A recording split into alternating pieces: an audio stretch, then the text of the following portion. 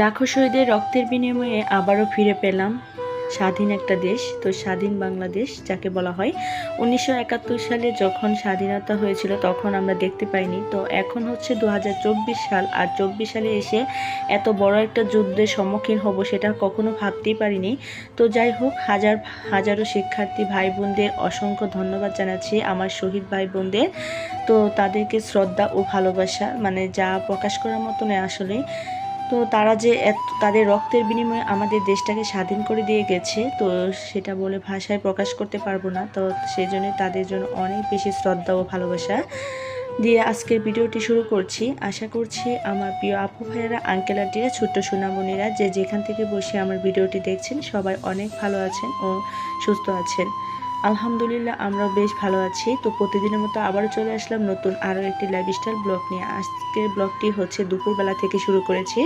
দুপুরে রান্না বান্না শেয়ার করব আজকে। আর এখানে দেখতে পাচ্ছেন আমি যে কিছু সবজি নিয়েছি, আর এখানে ছিল লাউ, তারপর ছিল কচু শাক, আর ছিল হচ্ছে সজনে পাতা, যেটা এখন বর্তমানে অনেক বেশি ভাইরাল হয়েছে। সজনা পাতার রেসিপিটা আসলে অনেক বেশি উপকারী একটা রেসিপি, আর মূলত এটা সবাই এখন খুব ভালো করে মানে খাচ্ছে। আর ইদানিং আর কি এত বেশি খাওয়াটা দেখা যাচ্ছে, মানে যেটা আগে কখনো দেখিনি। তো যাই হোক, এই সজনে পাতার রেসিপি ছোটোবেলায় অনেক খেয়েছি, তারপর হচ্ছে এখন অনেক দিন পর খাচ্ছি। আজকে গ্রাম থেকে নিয়ে আসা টাটকা সবজিগুলো রান্না করব, আর সেটাই আপনাদের মাঝে শেয়ার করব। আশা করছি পুরো ভিডিওর সাথে থাকবেন।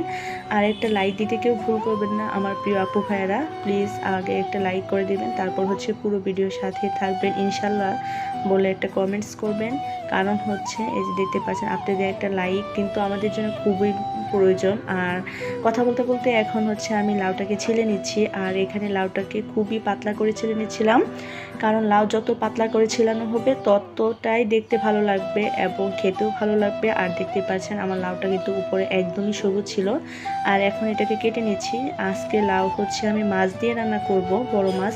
অনেকভাবে রান্না করা যায়, তো যে যেভাবে রান্না করতে পছন্দ করেন ঠিক সেভাবেই রান্না করে। তো আমি হচ্ছে আজকে মাছ দিয়ে যেহেতু রান্না করব সেই জন্য লম্বা লম্বা করে কেটে নিচ্ছিলাম। তো আমাদের নবীজি কিন্তু লাউটা খেতে ভীষণ পছন্দ করতেন, এটা একটা সুন্নতি খাবার বলা যায়, লাউ কদু। তো এই দুইটা খাবারই কিন্তু ভীষণ ভালো লাগে মাশাআল্লাহ। তো এই যে দেখতে পাচ্ছেন আমি পাতলা পাতলা করে কেটে নিচ্ছি।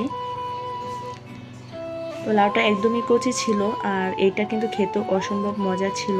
একদমই মানে একটু মিষ্টি মিষ্টি হলে কিন্তু লাউটা খেতে ভালো লাগে আমার কাছে আর কি, বিশেষ করে লাউটা যদি একটু মিষ্টি হয়। তো এই লাউটা ঠিক তেমনই ছিল আসলে, এই জন্য খেতে অনেক বেশি ভালো লেগেছে। আর এদিক থেকে হচ্ছে সজনা পাতাগুলোকে আমি একটু কুচি কুচি করে নিতে চেয়েছি, আর আগে থেকে এগুলোকে বেছে নিয়েছিলাম। তো আমি যেহেতু গ্রাম থেকে আসার পর ফ্রিজে রেখে দিয়েছিলাম সেগুলো, সেই জন্য দেখা গেছে যে একটু মানে কেমন জানি হয়ে গেছে। তো তারপরে খারাপ লাগেনি, বেশ ভালোই লেগেছিল। আর এগুলোকে একটু কুচি কুচি করে কেটে নিচ্ছিলাম যতটুকু কাটা যায় আর কি। আসলে টাটকা টাটকা শাক সবজি রান্না করে খাওয়ার মজাটাই অন্যরকম। আর আমরা তো আসলে গ্রামে থাকি না, তো সেই জন্য আমাদের দেখা গেছে যে টাটকা শাক সবজি খেতে চাইলেও খেতে পারি না। তো যাই হোক, আমার সজনে পাতাগুলো কাটা হয়ে গেছে। এখন হচ্ছে কচু শাকগুলো বেছে নেব একটা একটা করে, কারণ এগুলো অনেক বড় বড় পাতা, তো একটু ছোটো ছোটো করে দিলে কিন্তু ভীষণ ভালো হয়, তাড়াতাড়ি হয়ে যায়, সিদ্ধ হয় এবং খুব সুন্দর আর কি ভালো লাগে। আমাদের এই কচু শাকগুলো কিন্তু একদমই গলায় ধরে না। তো অনেকে হচ্ছে অনেক জায়গায় কচু শাক খেলে বলে হয়তো গলায় ধরে, তো আমাদের কিন্তু এই কচু শাকগুলো একটুও গলায় ধরে না, যার জন্য অনেক বেশি পছন্দ করে সবাই। তো এই যে একে একে আমি সবগুলো কচু শাক বেছে নিচ্ছি। তো যাই হোক, আমার কচু শাকগুলো বাছা হয়ে গেছে, আর এগুলো সব ধুয়ে পরিষ্কার করে নিয়েছি। আর এই যে দেখতে পাচ্ছেন এখন হচ্ছে আমি রান্নাঘরে চলে এসেছি। আর রান্নাঘরে এসে আমি প্রথমেই হচ্ছে সজনে পাতাগুলোকে একটু ভাপ দিয়ে নেব, আর ভাপ দিয়ে লবণ দিয়ে আর কি সেদ্ধ করে নেব। তারপর হচ্ছে সজনে পাতাটাকে ভাজি করব। আমি যে কোনো শাক আগে এভাবে ভাপিয়ে নিই, তারপর হচ্ছে রান্না করি। অনেকে হচ্ছে ডাইরেক্টভাবে দিয়ে দেয়, মানে পেঁয়াজ রসুন একসাথে দিয়ে, তবে আমি আগে একটু ভাপ দিয়ে তারপর হচ্ছে শাকটাকে ভাজি করি। আর এদিক থেকে হচ্ছে বড় মাছ রান্না করব, আর সেজন্য বড় মাছগুলোকে ধুয়ে পরিষ্কার করে নিয়েছি। আর আগে থেকে তো লাউটা কেটেই রেখেছি। আর আজকে হচ্ছে ছোট মাছ রান্না করব। তো এই ছিল আজকে দুপুরে রান্না বান্না। তো অনেক কিছু রান্না করতে হবে। তো প্রথমে শাকটাকে বসিয়ে দিলাম, আর এই যে দেখতে পাচ্ছেন শাকটা আমার সিদ্ধ হয়ে গেছে। আর এই পর্যায়ে হচ্ছে একটা কড়াইয়ে তেল দিয়ে তারপর সেখানে পেঁয়াজ কুচি, রসুন কুচি, কাঁচামরিচ কুচি দিয়ে শাকটাকে খুব ভালো করে ভেজে নিচ্ছি। আর সজনে পাতা শাকটা কিন্তু ভাজতে অনেক বেশি সময় লাগে। তারপরও দেখা গেছে যে হয়তো মনে হবে যে শাকটা হয়নি, কিন্তু না, পুরোপুরিটা হয়ে গিয়েছে। তো যাই হোক, এটা যেহেতু মানে সজনে পাতা, তো এটা দেখতে আসলে ছোট ছোট পাতা, সেজন্য এরকমই লাগে। তো আমার সজনে পাতাটা হয়ে গেছে, এদিক থেকে আমি বাটিতে নামিয়ে নিলাম। আর এখন হচ্ছে কচু শাকটা দিয়ে দিচ্ছি। তো কচু শাক ভর্তা করব, আর কচু শাক মানে ভর্তাটাই আমার কাছে অনেক বেশি ভালো লাগে। আর হচ্ছে চিংড়ি দিয়ে রান্না করলেও ভালো লাগে, বা শুটকি দিয়ে রান্না করলেও ভালো লাগে, অনেকভাবে খাওয়া যায়। তবে ভর্তাটা করে নেব আজকে। আর সেই জন্য কচু শাকগুলো ধুয়ে পরিষ্কার করে নিয়েছি। আর কড়াই দিয়ে একটু পেঁয়াজ কুচি, রসুন কুচি আর হচ্ছে লবণ দিয়ে এখন ঢাকনা দিয়ে ঢেকে দিলাম। আর এদিক থেকে হচ্ছে ছোটো মাছ রান্না করব। তো আমি 2 চুলায় রান্না করছি, সেজন্য একের পর এক দিয়ে দিচ্ছি আর কি। আর আমার এক হাতে ক্যামেরা, আরেক হাতে কাজ করছি। তো অনেক সময় হচ্ছে স্ট্যান্ডে ক্যামেরা দিতে, মানে ক্যামেরা স্ট্যান্ডে মানে ক্যামেরা ব্যবহার করতে মন চায় না, তো হাতে ধরেই কাজ করে ফেলে। এতে মনে হয় যে খুব তাড়াতাড়ি আসলেই হয়ে যায়। তো তখন দেখা গেছে যে এক হাতেই কাজ করতে হয়, আর এক হাতে কাজ করা মানে তো অনেক বেশি কষ্টের।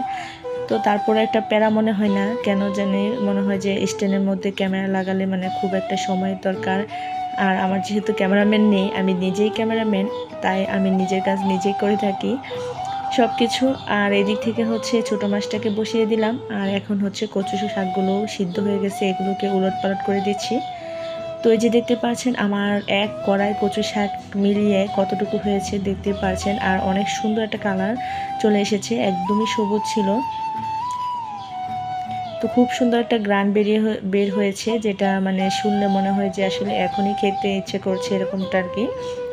আর কচু শাকে কিন্তু প্রচুর পরিমাণ আয়রন, ক্যালসিয়াম ভরপুর থাকে। আর এটা যদি একটা গর্ভবতী মহিলা বা কেউ খেয়ে থাকেন, তার জন্য কিন্তু প্রচুর আয়রন, চোখের জ্যোতির জন্য অনেক বেশি উপকারী একটা শাক। আসলে এই শাকটা মাঝে মাঝে সবারই কম বেশি খাওয়া উচিত। আসলে আমরা সবাই অনেক বেশি পছন্দ করি, তাই মাঝে মাঝে কচু শাক ভর্তা করে থাকি আর কি।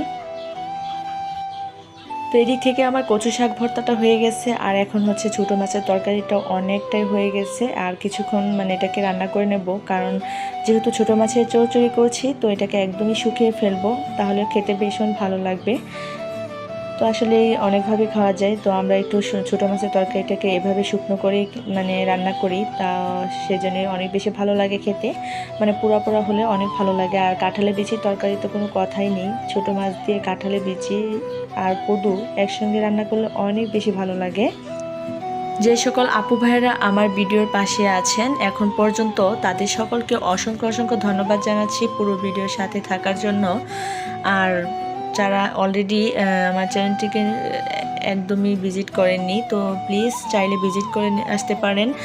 আর চ্যানেলটিকে সাবস্ক্রাইব করে দিয়ে আমার পাশেই থাকতে পারেন। আর পাশে থাকা বেল আইকনটি বাজিয়ে দিবেন, এতে করে আমার দেওয়া ভিডিও আপনাদের কাছে খুব সহজে পৌঁছে যাবে। তো যাই হোক, কথা বলতে বলতে অনেক কথাই বলেছি, কারণ হচ্ছে আমার প্রিয় আপু ভাইয়াদের অনেক বেশি ভালোবাসা দরকার, আর সেজন্য অনেক কিছু বলে ফেলি, হয়তো কেউ মনে কিছু নেবেন না। তো প্লিজ আশা করছি আমার পুরো ভিডিওর পাশেই থেকে যাবেন। আর এদিক থেকে হচ্ছে আমি লাউটা রান্না করে নিচ্ছি এখন, আর সেজন্যই বড় মাছগুলোকে একটু কষিয়ে নিলাম। আর এখন হচ্ছে এই যে লাউটাকে কষাচ্ছি, মাছগুলোকে নামিয়ে তারপর হচ্ছে মাছের ঝোল যেভাবে রান্না করা হয় ঠিক সেভাবেই রান্না করে নেব। তো এই যে দেখতে পাচ্ছেন লাউগুলো কিন্তু অনেক সবুজ ছিল, আর লাউ খেতে কিন্তু ভীষণ ভালো লাগে গরমকালে। লাউটা কষানো হয়ে গেছে, আর এদিক থেকে হচ্ছে পানি দিয়ে দিচ্ছি পরিমাণ মতো, কারণ যেহেতু এটা ঝুলঝুল থাকবে। আর এদিক থেকে হচ্ছে মাছগুলোকে ভেজে নিচ্ছি, কারণ আমার ছেলেরা হচ্ছে মাছ ভাজা অনেক বেশি পছন্দ করে, তো তাদের জন্য মাছগুলো ভেজে নিচ্ছিলাম। তো যাই হোক, কথা বলতে বলতে অনেক কথাই বলেছি, আজকে ভিডিওটি আর বড় করব না, আজ এই পর্যন্তই। তো পরবর্তীতে আবারও নতুন কোনো ভিডিও নিয়ে আপনাদের মাঝে হাজির হব। সেই পর্যন্ত সবাই ভালো থাকবেন, সুস্থ থাকবেন। আল্লাহ হাফেজ, আসসালামু আলাইকুম।